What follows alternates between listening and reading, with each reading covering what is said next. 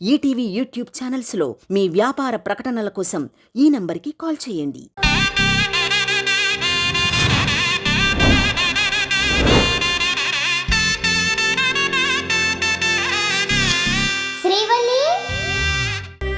బావగారు ఏం మాట్లాడకుండా మౌనంగా ఉన్నారంటే నీకు ఇంకా అర్థం కాలేదా శ్రీవల్లి? ఆయనకి ఆస్తి వెనక్కి తీసుకోవడం ఇష్టం లేదు. అవును శ్రీవల్లి, ఇంట్లో 10 మంది ఉంటున్నప్పుడు ఒక్కొక్కరి అభిప్రాయం ఒక్కోలా ఉంటుంది. అవన్నీ పట్టించుకోని అవసరం లేదు.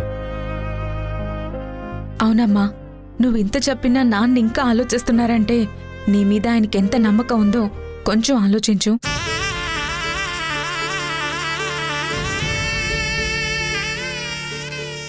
శ్రీవల్లి, నీ శక్తి సామర్థ్యాలు మా అందరికీ తెలుసు. ఇంతకంటే పెద్ద పెద్ద సమస్యల్ని ఎన్నింటినో నువ్వు సాల్వ్ చేసుకోగలిగావు. అలాంటి నువ్వు ఇప్పుడు ఇలా వెనకడుగు వేయడం కరెక్ట్ కాదు. మా మాట విని నీ ఆలోచన మార్చుకో. లేదక్కా, నేనన్నీ ఆలోచించే డెసిషన్ తీసుకున్నాను. నన్ను మీరింకేం ఆలోచించకండి. దీనికి మీరు అంగీకరించాల్సిందే, తప్పదు.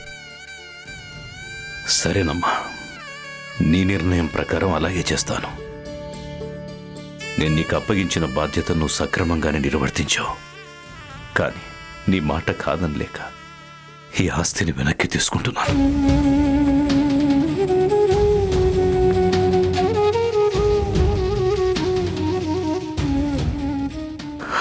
రేపు 16 రోజుల పండగ కదమ్మా. అది అయిపోగానే లాయర్ని పిలిపించి ఫార్మాలిటీస్ పూర్తి చేయిస్తాను.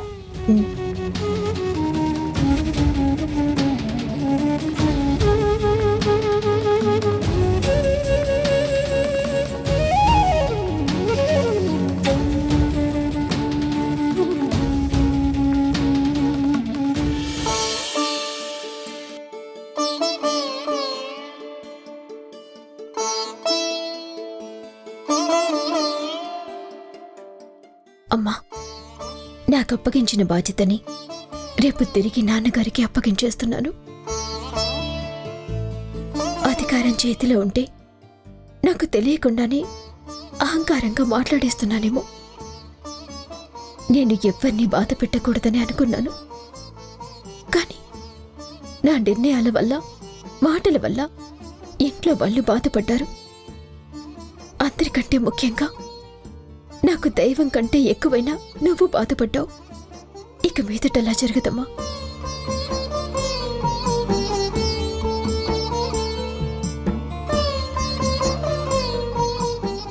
శ్రీవల్లి,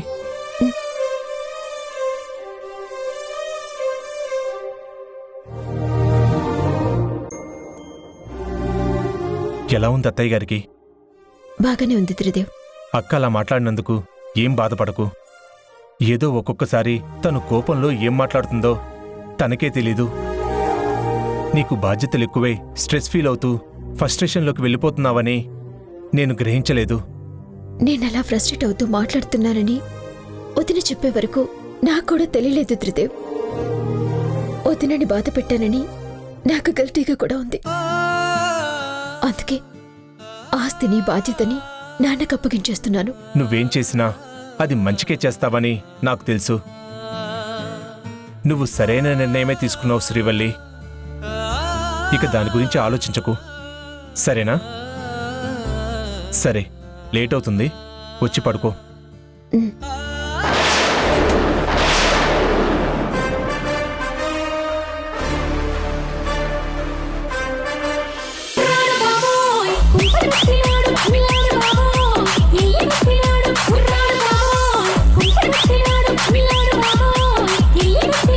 అమ్మాయి బాబోయ్, అందమైన పిట్ట బుజ్జాయి బాబోయ్, ఉచ్చరించుకుంటా. అమ్మాయి బాబోయ్, అందమైన పిట్ట బుజ్జాయి బాబోయ్, ఉచ్చరించుకుంటా. అలిగిన పోగడ పలపుల రాబడ తెలిసెను చలి గురుడా. నున్నని నీడడ వెన్నెల నీడడ చెలిమికి చెరుగుగడా.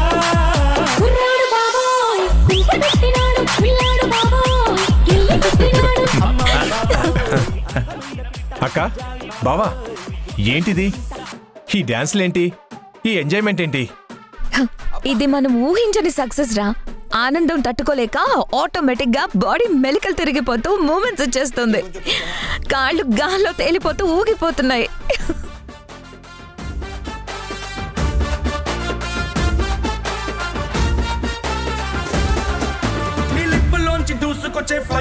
తీసుకో బామర్ది. ఈ విధంగానే మనం సక్సెస్ అవుతూ ముందుకు దూసుకుపోవాలి. మనకి ఎదురే ఉండకూడదు. ఎంత సింపుల్ గా శ్రీవల్లి తనకు తానే స్వయంగా ఆస్తి వదిలేసేలా చేశాం. Aarti, I love you. నువ్వు ఎరగదీసావనుకో, ఈ విషయంలో 80% క్రెడిట్ నీదే. ఎప్పటికి మన లక్ష్యం నెరవేరుతుందో, ఎంత టైం పడుతుందో అని టెన్షన్ పడుతూ ఉన్నాం. కానీ మొదటి దెబ్బ దినేష్ని కొట్టగానే శ్రీవల్లి బలహీన పడిపోయింది. ఈ బరువు మోయడం నా వల్ల కాదు బాబోయ్ అని చేతులెత్తేసింది. శ్రీవల్లి వీక్నెస్ ఈ ఫ్యామిలీ. అక్క, దాన్ని దెబ్బతీయాలంటే సెంటిమెంట్ మీద కొట్టాలి. ఇప్పుడు అదే చేశాం. మొత్తానికి నాకు చాలా హ్యాపీగా ఉంది త్రిదేవ్. ఆస్తి కొట్టేయాలనుకున్న మన పని చాలా ఈజీ అయిపోయింది బావా. ముసలోడు, వాణ్ణి మాయ చేయడం మందు సిప్ చేసినంత ఈజీ.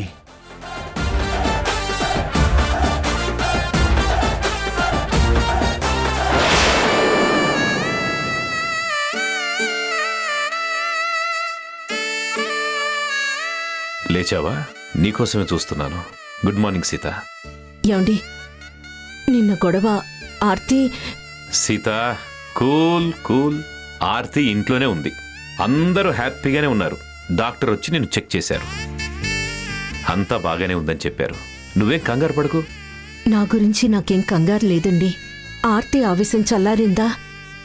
చెప్పాను కదా, ఆ విషయం నిన్ననే అయిపోయింది. ఆర్తి అలా ప్రవర్తించినందుకు కాళ్ల మీద పడి క్షమాపణ కూడా చెప్పింది. ఇప్పుడు అందరూ బాగానే కలుసున్నారు. ఎటువంటి ప్రాబ్లమ్స్ లేవు. నువ్వు కూడా నిన్న జరిగింది ఏం ఆలోచించుకు. అంతా మర్చిపోయి సంతోషంగా ఉండు. ఎప్పుడు ఏదో ఒక గొడవ జరుగుతుంటే ఎలా సంతోషంగా ఉండమంటారండి? ఇంట్లో 10 మంది ఉన్నప్పుడు ఇలాంటి చిన్న చిన్న సమస్యలు రావడం సహజం సీత. అవన్నీ పరిష్కరించడానికి నేనున్నాను కదా. నువ్వెందుకు అంతగా భయపడి ఆరోగ్యం పాడు చేసుకుంటున్నావు?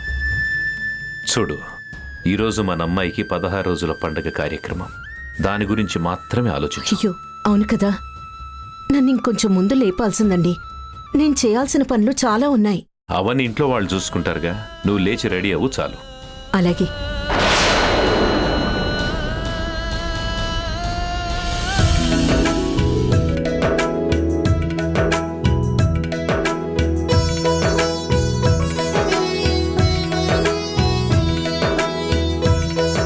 అత్తయ్య, ఇప్పుడు మీకెలా ఉంది? బాగానే ఉందమ్మా. మీరు ఎప్పుడెప్పుడు లేచి బయటకు వస్తారా అని గంట నుంచి అక్క మీకోసం ఎదురు చూస్తుంది అత్తయ్య.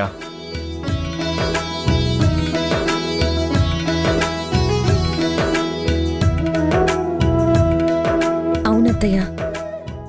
ఎందుకు ఆర్తి, నాతో ఏమైనా మాట్లాడాలా? నిన్న నేను ఆవేశపడి మీకు ఇబ్బంది కలిగించాను. మీ హెల్త్ కండిషన్ తెలిసి కూడా నేను అలా బిహేవ్ చేసినందుకు నన్ను క్షమించండి అత్తయ్య. పర్వాలేదమ్మా, నువ్వు కావాలని ఏం చేయలేదు కదా. శ్రీవల్లి నిన్ను ప్రశ్నించినందుకు నువ్వు బాధపడి అలా మాట్లాడావు. ఇప్పుడు అంతా సర్దుకుంది కదా, దాని గురించి వదిలేయమ్మా.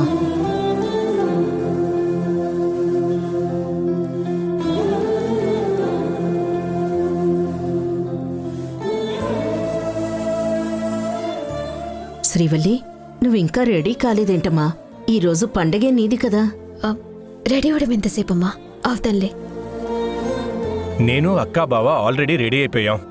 నువ్వు కూడా రెడీ అయి ఉంటే బాగుండేది. ఏ పని లేకుండా ఖాళీగా ఉన్నప్పుడు రెడీ అవడం పెద్ద పని కాదు. కానీ అన్ని పనులు చేసుకున్న తరువాత రెడీ అవడానికి టైం పడుతుంది. అయ్యో, అంటే సిస్టర్, శ్రీవల్లి ఇంట్లో పనుల్లో పడి రెడీ అవటం లేట్ అయిందని అంటున్నాను, అంతే. సర్లే, ఇక పూజా కార్యక్రమానికి టైం అవుతుంది కదా. ఈరోజు 16 రోజుల పండుగలో మా తమ్ముడు తరపున చేయాల్సిన కార్యక్రమాలన్నీ నేనే దగ్గరుండి చేస్తానత్తయ్య. అలాగేనమ్మా. చాలా సంతోషం ఆర్తి. శ్రీవల్లికి అత్తిల్లైనా పుట్టిల్లైనా ఇదే. మీరందరూ ఇలా కలిసికట్టుగా ఉంటానంటే నాకంతకన్నా ఏం కావాలి? మేమందరం ఎప్పుడు ఇలాగే కలిసుంటామత్తయ్య. మీరిక ఆ విషయం గురించి ఏమాత్రం బెంగ పెట్టుకోకుండా తొందరగా కోలుకోండి, అది చాలు. అలాగేనమ్మా. అమ్మ కల్పన, పిన్ని, పూజా కార్యక్రమానికి సంబంధించిన ఏర్పాట్లన్నీ చేయి. నేను ఫ్రెష్ అయ్యి వస్తాను. అలాగే పిన్ని. మేము ఉన్నాం కదా అత్తయ్య, అన్నీ మేము చూసుకుంటాం.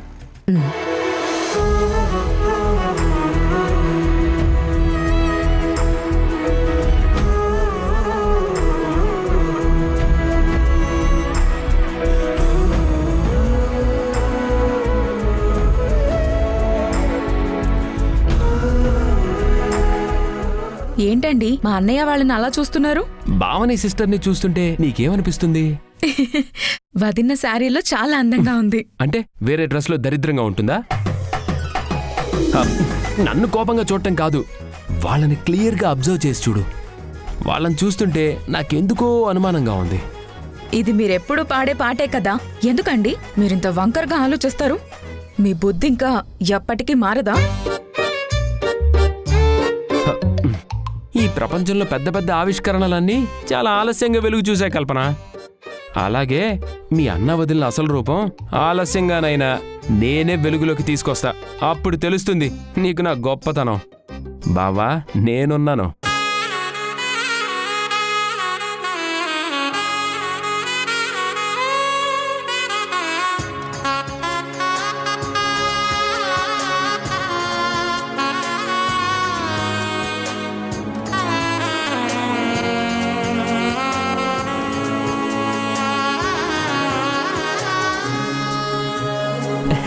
సిస్టర్, తమ్ముడు తరపున చేయాల్సిన కార్యక్రమాలన్నీ దగ్గరుండి జరిపిస్తానంటే తమ్ముడి దగ్గరే ఉండటం కాదు, అక్కడ అత్తయ్య వాళ్ళు చేసే పని కూడా మీ తమ్ముడి తరపున పనే. అదేం పెద్ద పని కాదు కదా, అందుకే చూస్తూ ఉన్నాను. ఓహో, అయినా అత్తయ్య వాళ్ళు సర్దుకుంటున్నారు కదా అవినాష్ గారు, ఇంకా అక్క ఏం చేస్తుంది చెప్పండి? అవును త్రిదేవ్, సిస్టర్ ఏమీ చేయదు, కానీ చేస్తానని చెప్తూనే ఉంటుంది. కానండి. ఈ అవినాష్ గడు మూసుకొని ఉండక మనం ఏం చేస్తున్నామా అని మన మీద కాన్సన్ట్రేషన్ పెడుతున్నాడు. వాడి బొంద, వాడిని వదిలే. అసలు ఈ కార్యక్రమం ఎప్పుడైపోతుంది? శ్రీవల్లి కూడా రావట్లేదేంటి? ఇది ఎప్పుడెప్పుడు అయిపోతుందా, తర్వాత ఆస్తి కోదండరామయ్య పేరు మీదకి ఎప్పుడెప్పుడు వస్తుందా అని నాకు ఆతృతగా ఉంది. వస్తుందిలే బావా, ఓపిక పట్టు.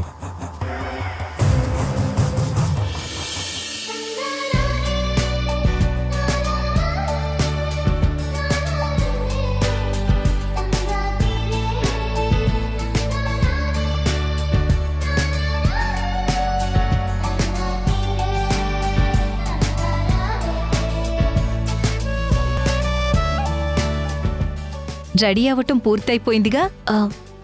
నువ్వు పదక్క, నేను వస్తాను. సరే, లేట్ చేయకు.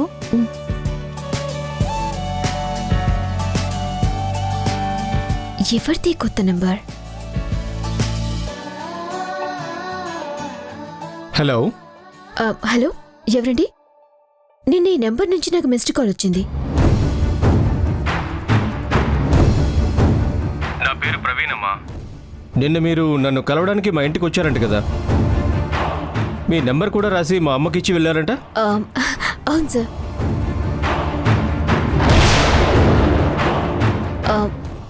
రేపు నేను మళ్ళీ మీకు చేస్తానండి. అదేంటమ్మా, మాట్లాడాలని మీరే మా ఇంటికి వచ్చారు, నేను ఫోన్ చేస్తే తీయలేదు, ఇప్పుడేమో మళ్ళీ ఫోన్ చేస్తానంటున్నారు. అసలు ఏంటి విషయం? తర్వాత మీకు మళ్ళీ కాల్ చేసి మాట్లాడతాను, ప్లీజ్ అర్థం చేసుకోండి. ఎవరు Srivalli phone? Office manager Tridev company work గురించి మాట్లాడటానికి కాల్ చేశారు. సరే పద, టైం అవుతుంది.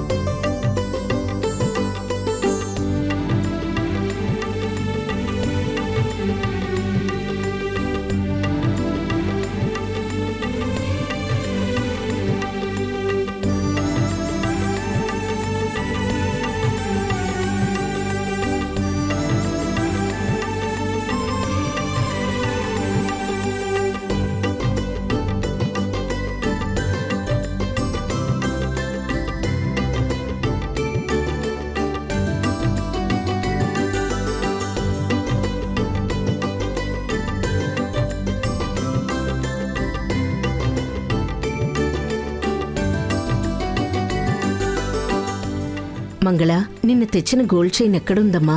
అదిగో అక్కడే ఉందమ్మా. ఆర్తి, నువ్వే మంగళసూత్రాన్ని గొలుసులోకి మార్చు. అలాగే అత్తయ్య.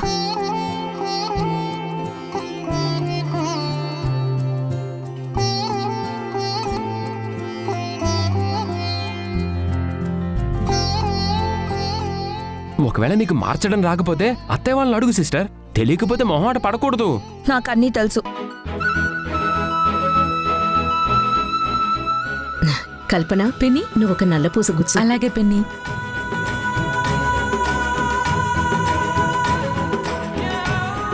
మంగళ, నువ్వు ఒక నల్లపూస గుచ్చు. అలాగే అమ్మా.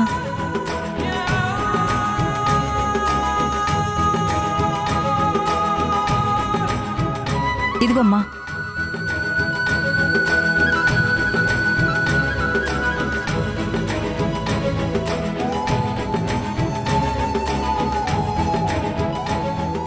బాబు త్రిదేవ్, ఆ పసుపు కొమ్ము తాడు మా అమ్మాయి మెళ్ళోంచి తీసి ఆ సూత్రాలు గొలుసులో గుచ్చివ్వండి.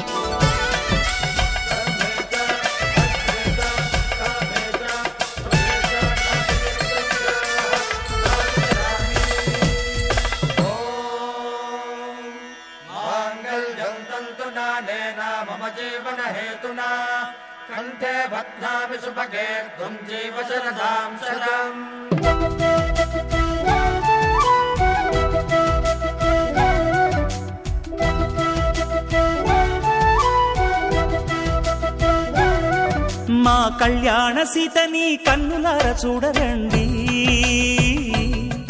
మా బంగారు తల్లిని దీవించి వెళ్ళరండి. జానకమ్మ చెయ్యి పట్టు జాన ఇంక బాబు త్రిదేవ్, నీ చేతులతో కూడా ఒక సూత్రం గుచ్చు. లక్షణాల లక్ష్మీదేవి నింట పెట్టుకున్నవాడు మహావిష్ణువే. చల్లరో చల్లరో జాజి పూల చందనాలు, మల్లెపూ బంతుల మంగళాలు.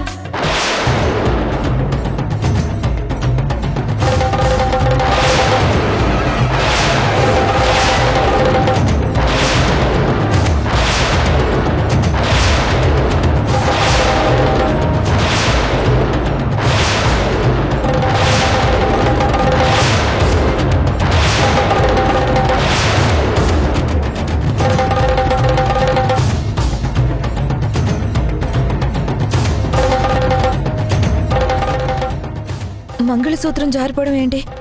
ఇదేదో అశుభంలా ఉంది.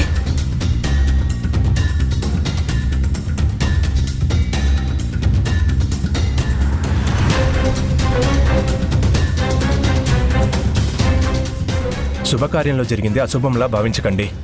ఏది జరిగినా మన మంచికే. అయినా మంగళసూత్రం వెళ్ళి మామయ్య కాళ్ళ దగ్గరే పడింది అంటే ఆయన ఆశీర్వాదం మాకెప్పుడూ ఉంటుందని అర్థం.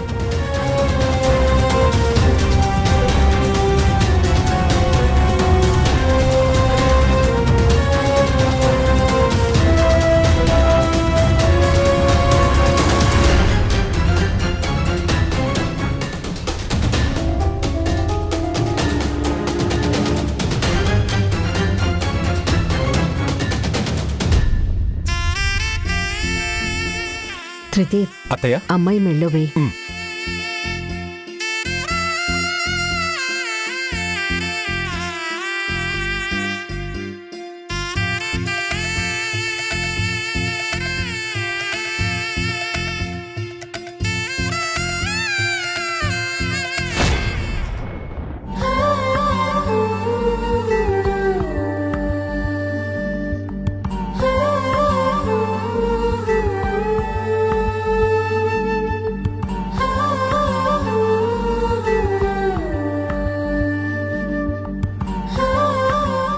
ఇంకా ఎంతసేపు ఆ పేపర్లని చదువుతూ ఎక్స్ప్లెయిన్ చేస్తూ ఉంటారు వీళ్ళు?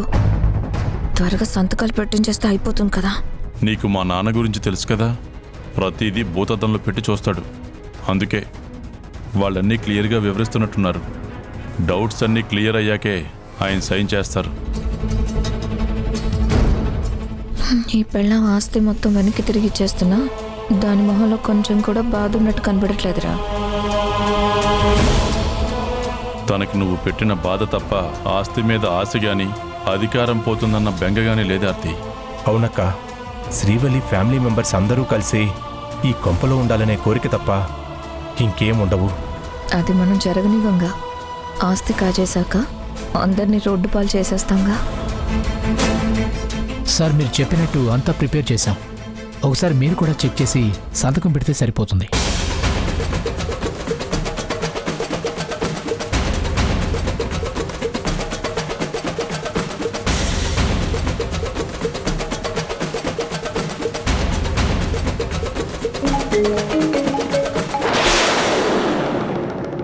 ఆయన ఫోన్ రింగ్ అవుతోంది. ఛార్జింగ్ పెట్టి మర్చిపోయినట్టున్నారు. ఇదెంత ఇంపార్టెంటో ఏంటో.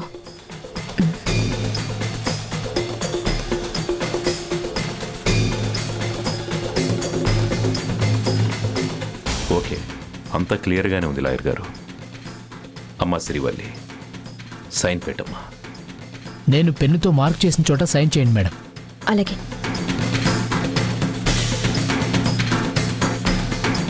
ఏమండి, మీకేదో ఫోన్ వచ్చింది చూడండి. నేను తర్వాత మాట్లాడతానులే సీత. ఏమండి, ఏంటి లాయర్ వాళ్ళు ఎందుకొచ్చారు? ఏం జరుగుతోంది ఇక్కడ? నీకు చెప్పలేదు కదా, శ్రీవల్లి పేరు మీద ఉన్న ఆస్తిని మళ్ళీ నా పేరు మీదకి మార్పిస్తున్నా. ఎందుకలా? తనే ఆస్తి మొత్తం తిరిగి ఇచ్చేయాలని నిర్ణయించుకుంది. అందుకే లాయర్స్ని పిలిపించాను. ఆ పనిలోనే ఉన్నాం. శ్రీవల్లి, ఎందుకిలా చేస్తున్నావు? మీ నాన్నగారు ఆస్తిని నీ పేరున రాయడానికి కారణం గతంలో నా మీద పడ్డ నిందని చెరిపేయడానికి కదా? అవునమ్మా. మరి ఈరోజు నీ నిర్ణయంతో నా మీద పడ్డ నింద నిజమని నిరూపించాలనుకుంటున్నావా?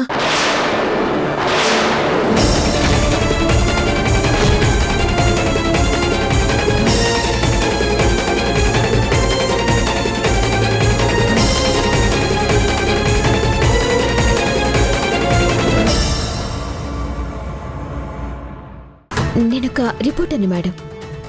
అమెరికాలో ఉన్న నా ఫ్రెండ్ ఒకసారి మీ గురించి చెప్పారు. పాప చనిపోవటం అదంతా తెలిసి నాకు చాలా బాధ కలిగింది. అది ఎలా జరిగిందో తెలుసుకోవాలనుకున్నాను. చెప్పండి సార్. మా పాపకి చిన్న హెల్త్ ఇష్యూ వచ్చి ఆపరేషన్ చేయాల్సి వచ్చింది. డెలాస్లో ఒక పెద్ద హాస్పిటల్లో అడ్మిట్ చేశాం. కానీ అక్కడ త్రిదేవ్ అనే డాక్టర్ తాగిన మత్తులో నా కూతురికి ట్రీట్మెంట్ చేసి చంపేశాడు.